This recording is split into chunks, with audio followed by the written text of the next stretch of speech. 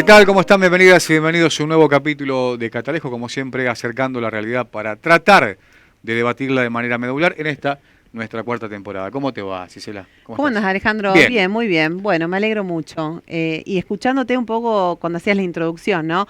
Tratar de traer temas, como charlábamos también en la emisión anterior, que tienen que ver con poner temas en agenda. Este es un tema que muchos casos que vamos a hablar y vamos a tocar, adelantamos, que tiene que ver con la sexualidad, que son a veces temas tabú, Y ¿no? hablar de sexualidad siempre es tabú, ¿no? Increíblemente. En sus distintas ramificaciones o formatos, ¿no? Que ahora estamos mucho con el tema digital también, es muy tabú, ¿no? Algo que viene de un conservadurismo X. Totalmente. Si te parece, podemos presentar el tema del día. Dale, cómo no, vamos. Dale.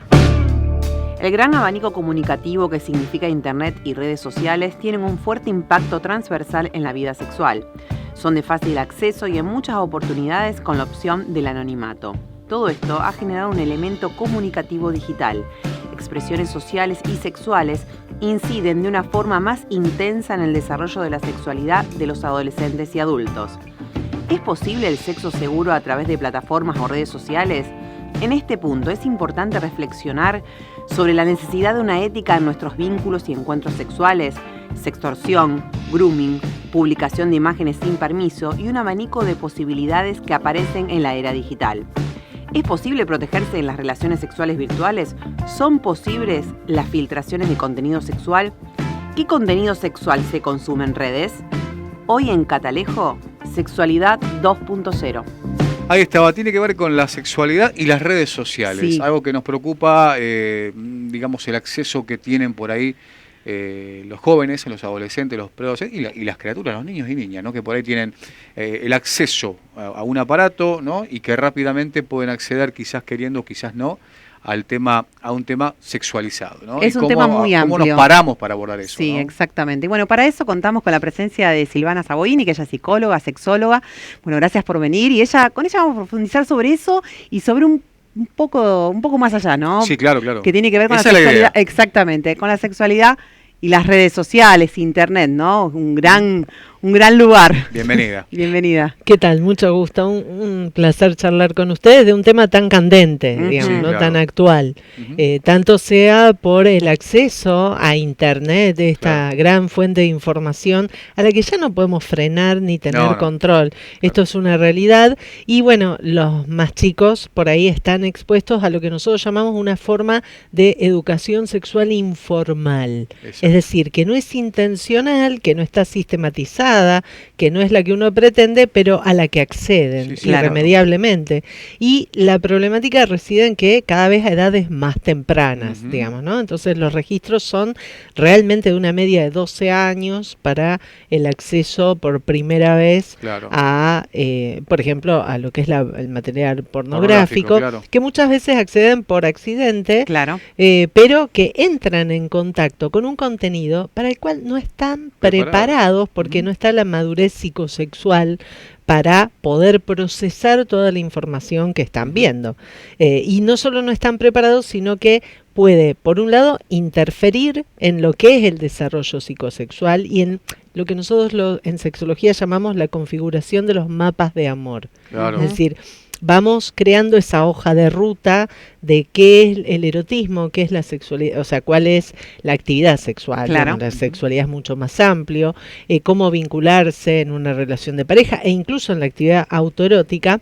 Y fíjate que no solo puede vandalizar, digamos, ese mapa de amor, esa irrupción tan temprana de un material para el cual por ahí no se está preparado a dilucidar, sino que también condiciona de alguna manera incluso el autoerotismo, porque vos fíjate que hoy en día es muy difícil, incluso en los más jóvenes, cuando ya el adulto joven asiste a la consulta sexológica, es muy difícil que quede desligado lo que es la masturbación o la actividad autoerótica de la pornografía. Entonces vos decís, y cuando vos decís, bueno, pero no consumas porno, no porque esté bien y mal, ¿no? No es una cuestión moralista, sino porque se va desensibilizando, digamos, otro tipo de estímulos que tienen que ver con el encuentro con el otro e incluso con la propia fantasía. Es decir, esto de decir, bueno, cómo recurrir a la imaginación, a los propios deseos y a proyectarnos en una visualización de una escena erótica que no esté mediada por el consumo de porno. Claro. Porque genera un guión, digamos, un Tal libreto de funcionamiento que en realidad es ficción, que porque no es real, no es así. Claro. O sea, este es el mayor problema, digamos, ¿no? Lo que se ve en la pornografía no es la realidad, no es una forma eficaz de educación sexual y genera mucho más trastornos o dificultades justamente por no poder alcanzar esos modelos y porque además no son modelos deseables. Claro. ¿No? El 72, no quiero, no me acuerdo la número cifra exacta, pero un alrededor del por ahí, 72, claro, no sí. quiero, por ciento de los jóvenes entre 13 y 17 años que consumen pornografía manifiestan que lo encuentran como formas violentas de relación.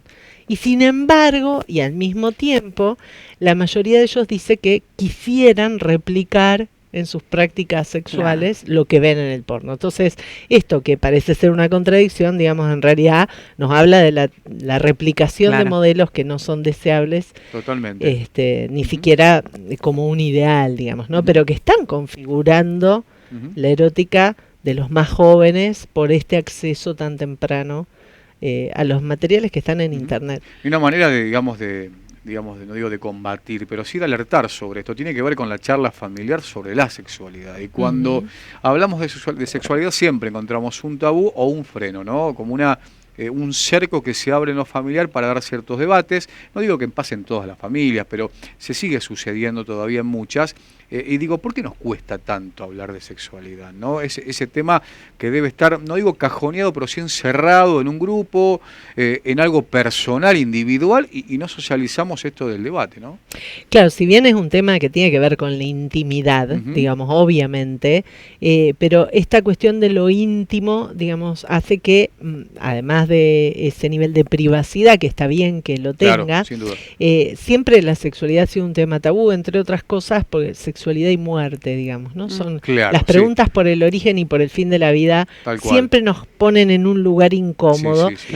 Y además, como sociedad, digamos, si bien culturalmente hemos avanzado un montón en poder hablar, fíjense que estamos en los medios, digamos, hablando de estos temas, y esto está bien, y la educación sexual y tal, pero que en el ámbito, en el seno familiar, todavía cuesta hablar sin tapujos, sin censura, sin pudor de estas cuestiones. ¿Y qué pasa? Lo que negamos, digamos, es lo que menos podemos procesar, digamos, ¿no? Elaborar, porque la negación y muchos padres que dicen, no, porque mis hijos son chicos, pues yo no quiero que tengan ideas o darles antes ideas o claro, está hay muchos mitos y creencias irracionales, digamos, no fundamentadas en que si uno les ofrece información o si uno abre el diálogo sobre esto, los va a perjudicar. Y es todo lo contrario.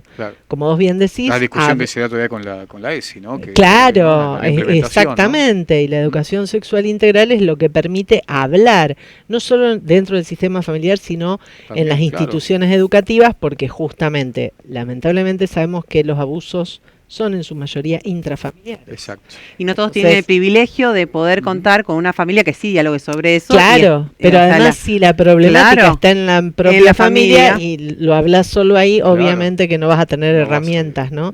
Para alertar. Pero hablar de estas cuestiones y no negar tampoco el consumo de pornografía, porque prohibir, primero que es inútil porque son nativos digitales. Exacto. Entonces nos van a sacar ventaja, por más control parental que querramos instalar en los dispositivos, se nos va a ir de las manos. Pero sí el poder decir, bueno, a ver, inauguremos un diálogo dentro de la familia sobre estas cuestiones, es decir, si este material existe, te vas a cruzar con esto, pero fíjate, no necesariamente lo que vas a ver ahí es lo que te va a servir para la construcción de tus vínculos, de tus sensaciones, de tus experiencias, tus propias experiencias. Entonces guiar y, digamos, aprender, que puedan aprender a discernir, digamos, y a tomar decisiones, y que esto no sea simplemente el acceso compulsivo porque los pares, los compañeros, las compañeras de escuela o del ámbito que sea acorde a la edad, bueno, acceden. Y entonces el ocultamiento, el secretismo, nunca es saludable en ninguna esfera del desarrollo humano y bueno, mucho menos en la sexualidad. Pensando un poco en la introducción que hacías al principio, el tema de la hipersexualización, digamos, que se da más en niñas que en niños en redes sociales. A veces vemos niñas muy pequeñas, súper vestidas como una chica grande, una adolescente, podríamos decir, y eso está como, no está tan mal visto, ¿no? No sé si se repara tanto en eso. Lo que pasa es que culturalmente estamos en un momento histórico de lo que nosotros llamamos, desde un punto de vista sociológico ahí, ¿no? La adolescenización de la sociedad. ¿Esto qué es? La colonización etaria, es decir, la adolescencia se instala, digamos, de alguna manera como colonizando las otras etapas de la vida. Fíjate, un bebé. Antes, cuando yo era una bebita, tenía mi batita tejida al crochet, etcétera. Sí, claro. Bueno, ahora vos ves la ropa de bebés. No, increíble. Son los jeans diminutos, las camperitas diminutas, las zapatillas, los borcegos chiquititos, o sea, la ropa de los adolescentes en la infancia, la ropa de los adolescentes en la niñez, digamos, en todas las etapas del desarrollo e incluso en la adultez mayor. Es decir, es como que todos nos vamos contaminando de esa forma de ser que tiene más auge en esta cultura y en este momento histórico, que está puesta en valor, que es la adolescencia. Entonces, de la mano de esto viene también la cuestión sexual, que por ahí se anticipa en los preadolescentes, en la vestimenta, pero no solo en el vestir, sino en todo lo que hace al porte, a la presentación, el tipo de música, el tipo de baile, la forma de moverse, de expresarse, el compartir. No vamos a ponernos a analizar la cultura musical, pero no, hoy tenemos el caso del perreo, por ejemplo. Una vez salió, que no tiene nada que ver con lo conservador, tiene que ver con de dónde nos colocamos. No, pero surgió una charla con adolescentes la última vez, y que nos preguntaban, digamos, de qué música escuchábamos, cómo se bailaba. Desconocían, por ejemplo, cómo se bailaba cumbia, digamos, no hablamos de cumbia cruzada ni de sofisticada, sino la tradicional, ¿no? Y otros ritmos. Y preguntábamos cómo bailan las chicas. Dice, no, las chicas ya no bailan. ¿Qué hacen? ¿Perrean? Y nosotros le tiramos vino. Claro, perrea, ¿no? Entonces no digo que todas hagan lo mismo, pero digo, estamos ante ese escenario, ¿no? Claro, y ahí hay una fuerte connotación erótica, digamos, en cierto tipo de movimientos y de gestos, la gestualidad corporal. Entonces digo, es la vestimenta, el lenguaje corporal, la música, todo lo que rodea a esto que es por eso digo, como una anticipación, una colonización etaria de lo que es previo a la adolescencia, que ya empieza no solo por el consumo de pornografía, el acceso a material o el tipo de chat, el sexting. Cada vez a edades más tempranas, esto del intercambio de contenido erótico, íntimo, y sin dimensionar muchas veces a qué manos pueden llegar, ¿no? Exacto, las consecuencias, porque después, bueno, viene el acoso, el bullying y todo lo demás en cuanto al propio entorno, digamos, ¿no? De si esto se viraliza, la distribución, claro, la manipulación. Y entonces esa exposición en donde no se responsabiliza o no se pone una mirada de sanción, digamos, a quien replica el video o la foto y decir, che, esto no lo tenés que hacer y no lo sigamos replicando, sino que está en quien protagoniza esas imágenes. Exacto. Y ahí recae, digamos, eso si lo pensás en una perspectiva de género, particularmente lo que son las niñas y adolescentes, más vulnerables todavía. Como que hay cierta, digamos, no hay reparo y hay cierta impunidad en el manejo, ¿no? De lo que tiene que ver con lo digital. O sea, si está acá, yo puedo recompartirlo, total, está, ¿no? Se reprodujo, se creó, pero bueno, debería haber mucho más reparo, al menos en lo legal. En torno a eso, si te parece, vamos a dejar una pregunta picando para el próximo bloque, que tiene que ver con, una vez hablaba con Silvana, que hay maneras de protegerse y tomar ciertos recaudos ante estas situaciones. Si uno decide, ¿no?, practicar el sexo de esta manera o exponerse o mostrar alguna foto de determinada parte del cuerpo, bueno, hay algunas recomendaciones que se pueden hacer. Así que si te parece, hacemos la pausa. Dale, y le preguntamos. Regresamos, perfecto. Muy bien, estamos de regreso, ya nos metemos en la segunda mitad y última de Catalejo. Aquí estamos acercando la realidad y un debate, una temática sumamente importante que tiene que ver con la sexología y en tiempos modernos, que no son los de Charles Chaplin, sino que son mucho más modernos, no es la industrialización. Sí, la industrialización, digamos, de este contenido también, ¿no? Pero bueno, charlando y la verdad que muy interesante. Bueno, habíamos dejado en el bloque anterior el tema de si hay forma de protegerse ante eso. Bueno, uno si tiene el poder también, ¿no? Te llega un video, no lo seguís reproduciendo. De ese lado podés tomar ese recaudo, pero si realmente querés o compartir material o tener sexo mediante una cámara de web, digo, ¿qué podemos tomar como referencia para no ser identificadas? Claro, como pautas de seguridad, porque en realidad no hay nada de malo, es un intercambio íntimo como cualquier otra forma de intercambio, solo que antes no estaban las tecnologías para hacerlo, ahora sí, y bueno, se suman como un elemento más, pero hay que tener en cuenta que todo material que uno intercambia a través de cualquier dispositivo tecnológico es potencialmente susceptible de ser viralizado. Claro. No solo, ojo, atención, no solo porque la persona del otro lado, digamos, el destinatario a quien se lo enviamos tenga la mala fe, sino porque le pueden robar el celular, porque el acceso a la nube, los proveedores de internet, es decir, hay 2000 interferencias. Las tecnologías, internet es vulnerable. Ya lo vemos con lo que pasa con los bancos, con las bases de datos. Exacto. Bueno, entonces imagínense en el PAMI últimamente, ¿no? Claro, bueno. Sí. Entonces, hay una vulnerabilidad tecnológica que hay que tener siempre en la mente. Entonces, pautas de seguridad que tienen que ver con el autocuidado. Es decir, podés sacarte fotos, pero tratar de que todo lo que hace a tu singularidad, partiendo por el rostro, obviamente, por tatuajes, lunares, todos los rasgos que identifiquen a quién corresponde ese cuerpo, esa filmación, digamos, esa imagen o lo que fuere, tratar de preservar la identidad, digamos, que sean lo más neutras, anónimas, si se quiere, posibles, e incluso el entorno, porque hay veces que hay espacios personales que son fácilmente reconocibles, bueno, entonces cuidar esos detalles y por supuesto tratar de tener en cuenta de quién es realmente la persona que está del otro lado, si es una persona que existe, si es una persona que conocemos además, digamos, presencialmente y bueno, más allá de eso, los riesgos que cada uno está dispuesto a asumir, por supuesto, la libertad es libre, como decimos siempre. Un adulto puede decir, bueno, yo asumo el riesgo y aunque no sepa quién está del otro lado, a mí esto me resulta estimulante, listo, lo hago. Bueno, tener esos cuidados en tratar de que no hayan señales que nos puedan hacer una fácil identificación, de manera tal que si esto, aunque sea de forma involuntaria, trasciende y se viraliza o termina, qué sé yo, comercializado en una red, porque no sabemos el destino que pueden tener esas imágenes, bueno, no nos quedemos tan expuestos, digamos, en nuestra intimidad, digamos. Entonces, esas pautas mínimas de cuidado como para disfrutar de ese elemento si es algo que nos erotiza, que tampoco es obligación. Y fíjense, un detalle muy importante, estamos en la semana donde se celebró el Día Mundial de la Salud Sexual.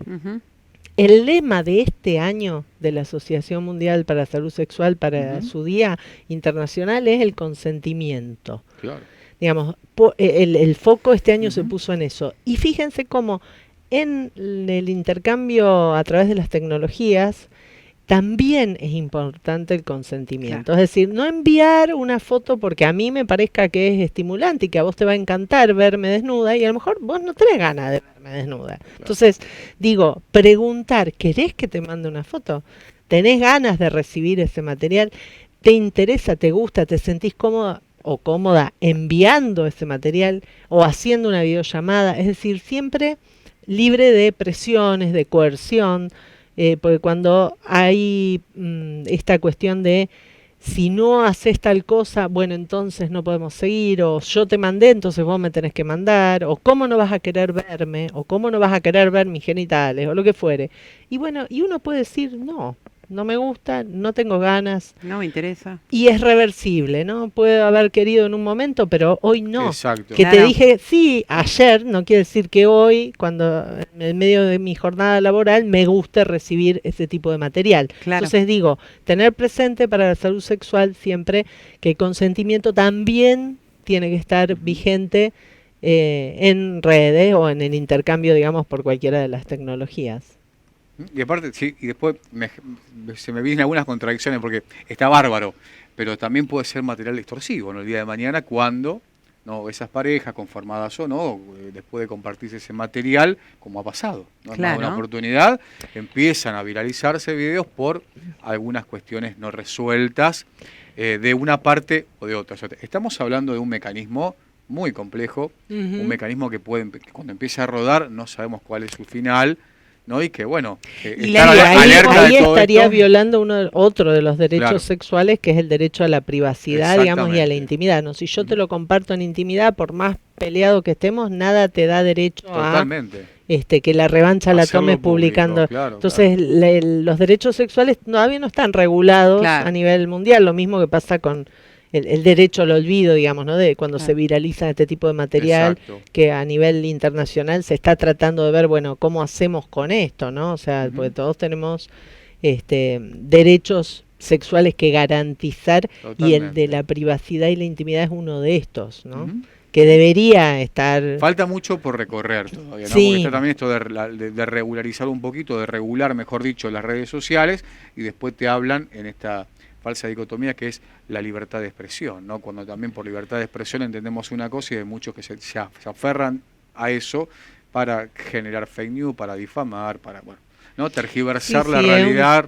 Y como forma de abuso también, porque se dan muchos casos, eso que decía Silvana, me parece que es muy interesante, de muchísimos casos yo lo traspolo un poco más a la mujer porque uno lo puede ver en redes de mujeres, chicas que han comentado de que de la nada, de un compañero de trabajo que no tiene ni relación ni nada, pum, una foto de los genitales, o sea, sí, directo. Claro, y aunque parezca, aunque a alguno que lo escuche ahora le parezca una locura, sucede. Sí, mucho. Sí. Y digamos, eso es, primero, vos abrís porque ni sabés lo que es, lo abrís, eso es un abuso, pero tremendo. Y es una forma de violencia, digamos, porque estás obligando a alguien, lo estás exponiendo a algo que no desea, que no ha pedido, que no te consintió. Por eso digo esto del consentimiento y de la reversibilidad del consentimiento. Claro. Eso está muy porque bueno también. Es decir, a lo mejor esa persona, ponele, si no tuvieron nunca nada que ver, menos aún, peor olvídate, es un acoso, pero ponele que tuvieron algo. Bueno, o están teniendo algo. Pero tampoco quiere decir que tengas ganas de recibir esa imagen con eso, ¿me entendés? Sí, o que tuviste algo alguna vez. Pero la otra vez me dijiste que te había gustado cuando bueno, en ese contexto, en ese momento, preguntar siempre antes. Si tenemos derecho a que se nos respete esto, lo mismo que el consentimiento en cualquier práctica sexual. Entonces, el intercambio erótico mediado por la tecnología requiere del mismo consentimiento actualizado, digamos, y específico para cada cosa que vamos a llevar adelante a cada momento. Metiéndonos en las consultas, ¿no? También la aprovechamos y las pedimos un poco. Sobre el tema sexual, ¿ha mutado mucho, digamos, por esto justamente que hablamos, de la invasión de la hiperconectividad y de los aparatos y de la vinculación desde otro lugar? ¿O siguen siendo por ahí las consultas y las inquietudes, siguen siendo por el mismo carril de un tiempito hacia atrás? Mira, es interesante tu pregunta. Desde el punto de vista sexológico específicamente, es el mismo tenor de consulta, digamos, porque las problemáticas en relación a disfunciones sexuales y demás, más o menos siguen siendo las mismas. Claro, las mismas. Lo que sí ha cambiado son las problemáticas vinculares, es decir, lo que uno ve en la psicoterapia, ya sea individual o de pareja, pero en la terapia individual, digamos, ¿no? La persona te plantea en otros términos los problemas vinculares, los problemas porque las tecnologías han cambiado la forma de establecer vínculos, la forma de mantener los vínculos y las formas de terminarlos.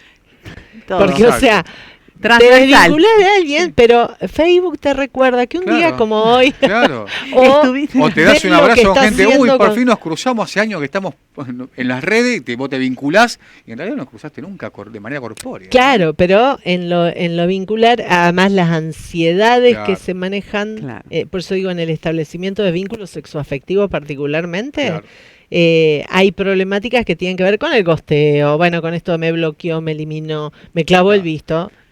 No, o sea, hay otras maneras de que pasen cosas o desencuentros que ocurrían antes también. Antes te dejaban plantada en una esquina, bueno, ahora te clavaron el visto, te bloquearon, te eliminaron de la red social y eso genera mucha angustia y sobre todo mucha ansiedad. Eso sí cambió porque hay cierta problemática asociada a la ansiedad patológica que antes no estaba presente y que se dispara a través del uso de los dispositivos, ¿no? Tal cual. Y también más, digamos, la posibilidad de controlar más también, y eso a su vez retroalimenta lo que hoy popularmente decimos las toxicidades, ¿no? De dónde estás, que la ubicación, que esto, que el otro, por qué no me respondiste, porque entonces eso para un perfil ansioso potencia, digamos, todos estos elementos que generan como una ficción de control, pues siempre es una ficción. No hay forma de controlar la vida de otro, pero esas ficciones de control se ven como exacerbadas con el uso de las tecnologías como un recurso para ello, y entonces a veces genera, digamos, estas cuestiones medio compulsivas, en estar hipervigilantes por la pareja. Interesantísimo. Bueno, hemos llegado al final. Hemos llegado al final. Bueno, es la primera acá en el piso, pero no va a ser la última porque hay muchos temas que abordar y siempre, bueno, es interesante sacar, ¿no? Debajo de la almohada un poco temas que tienen que ver con la vida, ¿no? Con la vida sexual. Sí, con la cotidianidad, ¿no? Exactamente. Así que, bueno, gracias por venir. Un placer, un gusto. Cuando quieran, seguimos charlando. La vamos a seguir. Un gustazo. Muy bien, bueno, esto ha sido todo por hoy. Exactamente. ¿No? Fabián Arias, ¿no? En la puesta en el aire. Sofi King en edición, Hernán Cabrera quizás también puede estar. Exactamente, y Alejandro Bofelli en televisión regional. Así que bueno, nos encontramos la semana que viene con más Catalejo. Veremos qué ponemos sobre la mesa de debate, siempre con temáticas que claramente por ahí, nosotros les llamamos por ahí contrahegemónica. No sé si son contrahegemónica, son debates que hay que darlo y que por ahí se dan esporádicamente en los grandes medios y que bueno, estamos nosotros para venir a poner el dedito. Está muy bien. Bueno, muchas gracias por acompañarnos. Que le gargo infinito. Nos vemos la semana que viene. Nos reencontramos. Chau.